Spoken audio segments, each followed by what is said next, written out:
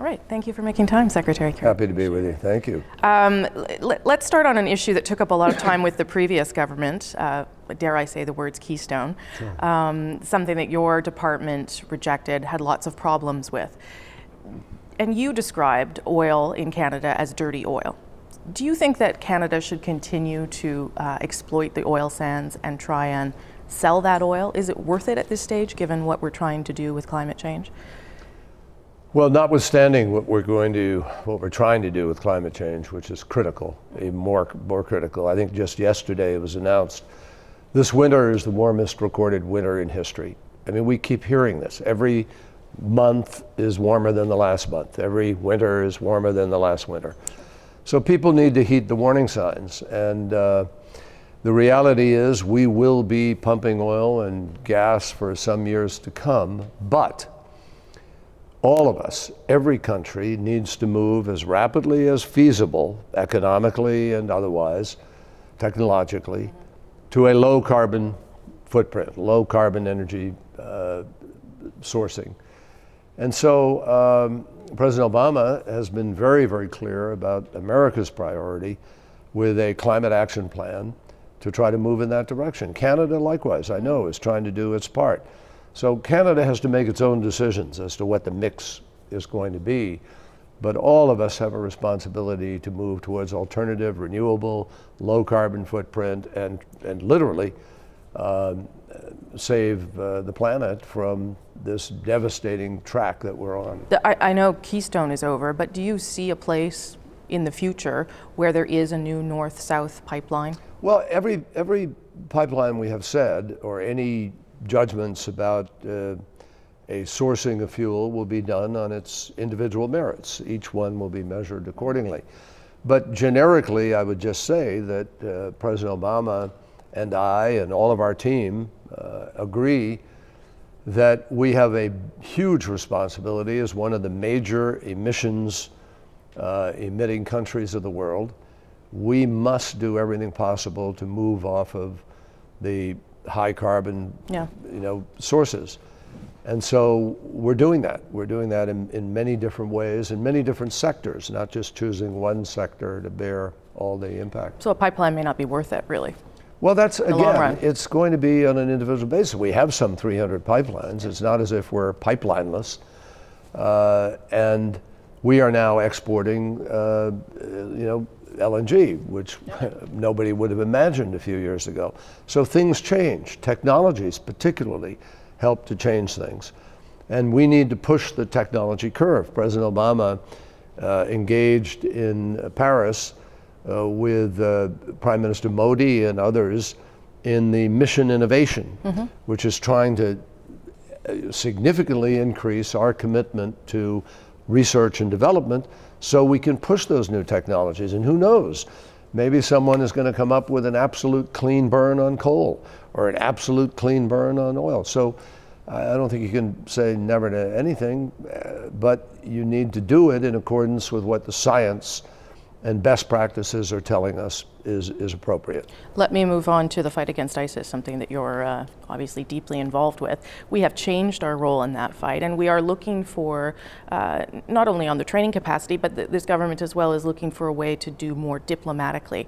What do you think Canada could offer in that region on a diplomatic front? How could we help the coalition from that perspective? Well, Canada already is helping the coalition, and we have great respect for Prime Minister Trudeau's decision. He's going to continue, not just continue, he is augmenting Canada's role in the counter-ISIL coalition. Canada was, I think, one of the very first countries to sign up to the coalition. Canada has made significant contributions and will continue to, now with the tripling of training and the increase in intelligence cooperation, as well as taking on efforts on the other fronts in that fight, which are countering the foreign terrorist fighters, countering the finance mechanisms, countering the flow of people and helping to share information effectively, and also dealing with the counter messaging. So Canada is deeply invested in this, and we need that partnership. We're very pleased that the Prime Minister, while he honored his campaign decision, his own policy decision with respect to bombing and flights. Nevertheless, Canada is making an enormous contribution in other ways that are very important, and we welcome that. Well, some of the ways they're trying to do that is obviously through humanitarian aid, and particularly the government's decision to bring in 25,000 Syrian refugees into Canada very quickly.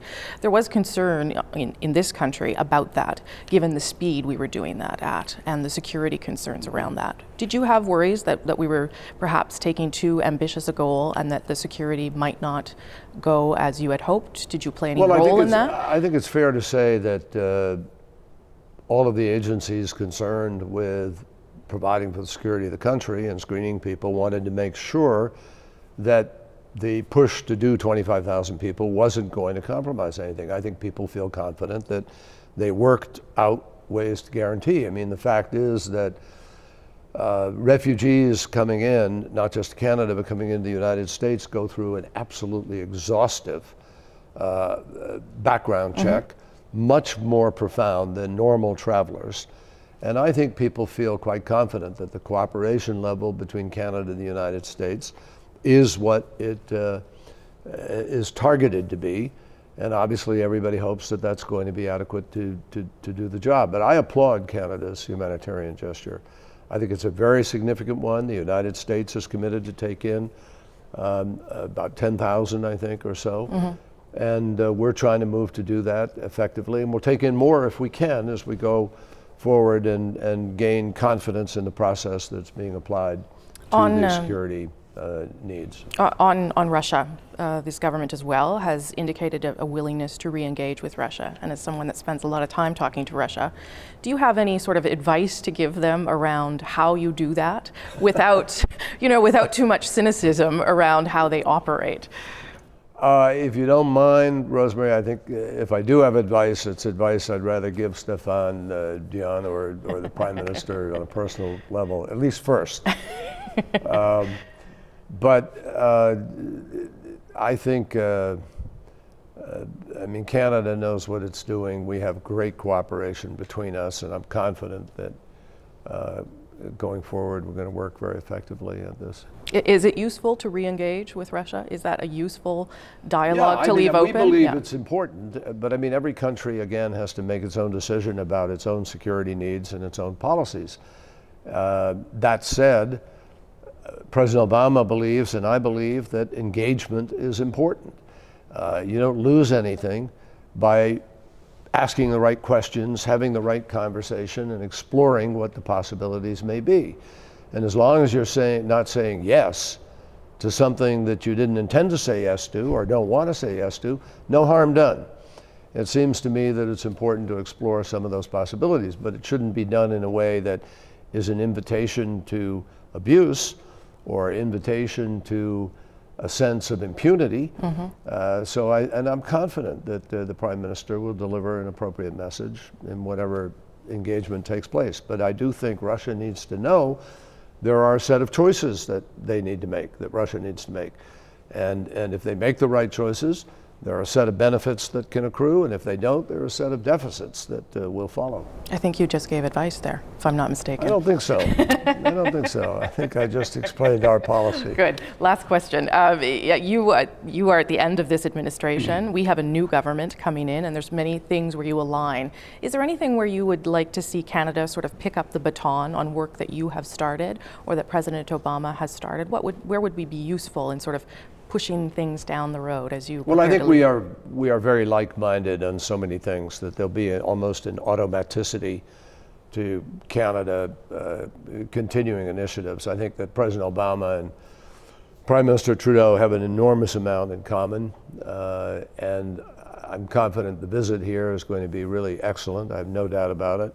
They share a lot of common vision about where the world needs to go, about what the challenges are.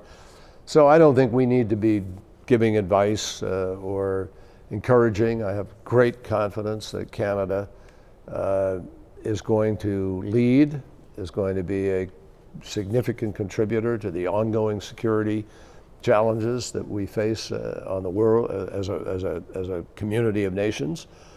And we look forward to working with this new administration very, very much. Even though you're on the way out, how Well, how does a new government prepare for that? I have 1/4 of our time in office left. I don't look at it as I'm on my way out or the president's on his way out. We're doing a lot. We have a lot of stuff going on right now, and until we see this election in its final throes and get into the latter part of the fall, we're not thinking in terms of on our way out. Good. Well, it's nice to chat with you today. Thank you. Thank you very much, My Secretary. pleasure. Appreciate it. Thank you so much.